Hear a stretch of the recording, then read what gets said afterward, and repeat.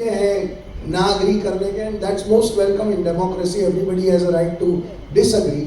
But सवाल क्या है कि हम कभी ये सवाल नहीं उठाते ना। किसी और फिल्म में आपने ये सवाल उठाया? हर फिल्म का विलन किसी ना किसी रिलीजन से तो बिलोंग करता ही है। ऐसा तो कोई विलन नहीं होगा ना जो किसी रिलीजन से बिलोंग नहीं करता। आपने कितनी बार ये सवाल उठाए हैं, लेकिन आज ये सवाल क्यों उठा रहे हैं? हम लड़कियों की ओर क्यों नहीं देख रहे हैं? That is a bigger question जो हम सबको जवाब देना चाहिए। हाय विपुल, किरण this side, hi from Dainik Bhaskar. Film की कहानी अच्छी लगी, सबको फिल्म अच्छी लगी। मेरा सवाल ये है कि ये फिल्म की कहानी ज़्यादातर ISIS और टेररिज्म पर है। आज जब आपने ये जो एक्टिविटी रखी है, इनसे हमें इंट्रोड्यूस कराया है, आपने उन लोगों को सामने क्यों नहीं लाया, या ला नहीं सकते या ला नहीं पाए हैं जो एक्चुअली ISIS और टेररिज्म का शिकार हो चुकी है?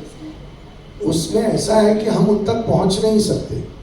जिस लड़की की कहानी शालिनी, वो अफगानिस्तान की जेल में है, और नीमा का टेस्टिमोनी हमने फिल्म के एंड में रखा है।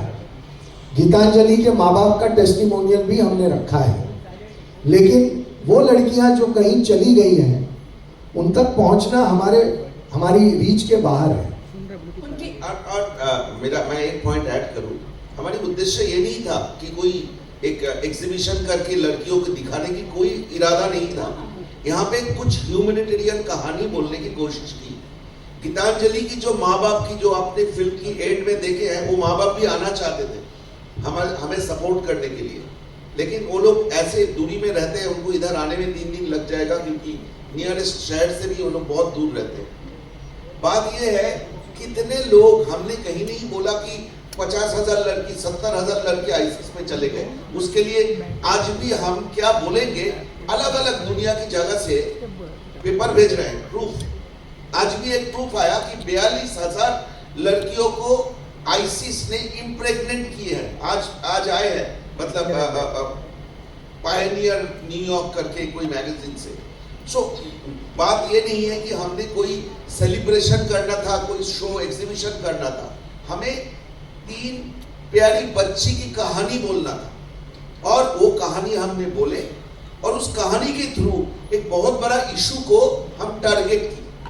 ये श्रुति अगर अभी बोलना शुरू करेगी ना, रात हो जाएगा, आप सुन नहीं पाएंगे, सिर्फ आंसू बचेगा, एनर्जी खत्म हो जाएगा, सब हो जाएगा।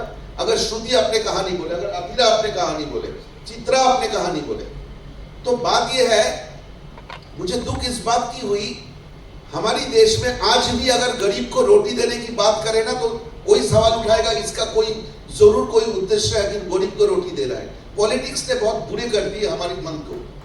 इन तीनों बच्ची की जो हमारी फिल्म में थी, और यहाँ पे जो 26 साल की बैठी है, इनकी दर्द किसी को नजर नहीं आते हैं, यानी कि हमारी पॉलिटिकल मंशा मन में आता है, which really pained us. Hi, this is Mohan from the Times of India. I'd like to know about these 7,000 women that the ashram is saying that they've been brainwashed or de-indoctrinated. How do you determine that they were doing something which is anti-national or anti-human? Are there any police records? How do you determine, and how do you find these girls? Secondly, Kerala is also reputed as one of the most religiously diverse states. So when you're doing something like this, how do you ensure that it's not leading to some sort of vigilantism? That was a good question.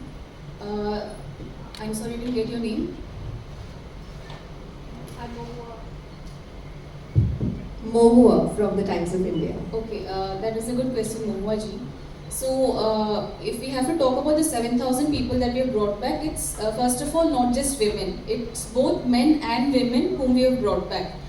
And they were identified not through records, they were identified by their patterns of, they had been so radicalized or they were so brainwashed into a different